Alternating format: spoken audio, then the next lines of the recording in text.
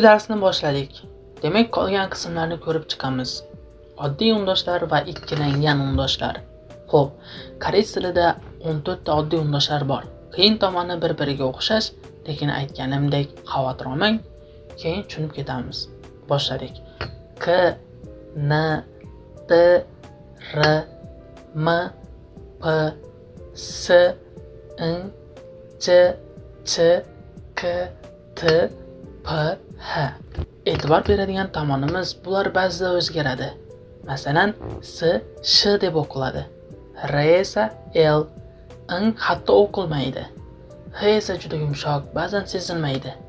Bularni o'qish darsimizda o'rganamiz.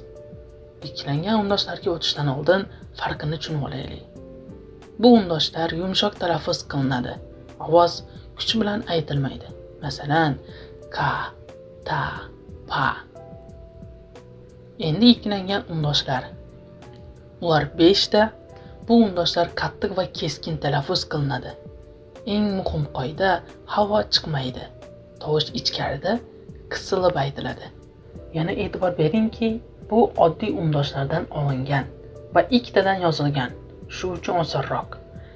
K, T, J, P, S. Ikkilangan undoshlarning farqini tez tushunishingiz mumkin.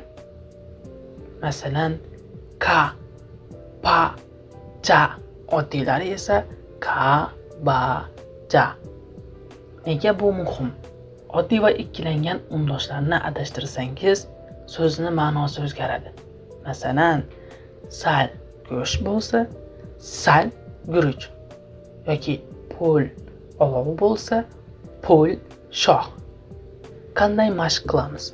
Birinchi oddiy undoshlarni ayting. Ka, pa, sa. Keyin shu tovushni qattiq qilib ayting. Ko'zguga qarab mashq qiling. Agar og'zingizdan havo chiqsa, noto'g'ri. Havo chiqmasa, to'g'ri. Yozilishini ham ko'rib chiqamiz. Koreys tilida undoshlar oddiy chiziqdan tuzilgani sababli har bir undosh yuqoridan pastga va chapdan o'ngga qarab yoziladi. Sekin-asta yozib chiqing. Osonlashadi. Undoshlar yozilishi ikki xil xolos. Oddiy undoshlar bitta shakl bilan yoziladi. Ular kam chiziqdan iborat va bir marta yoziladi. Masalan, K, N, T, P, S.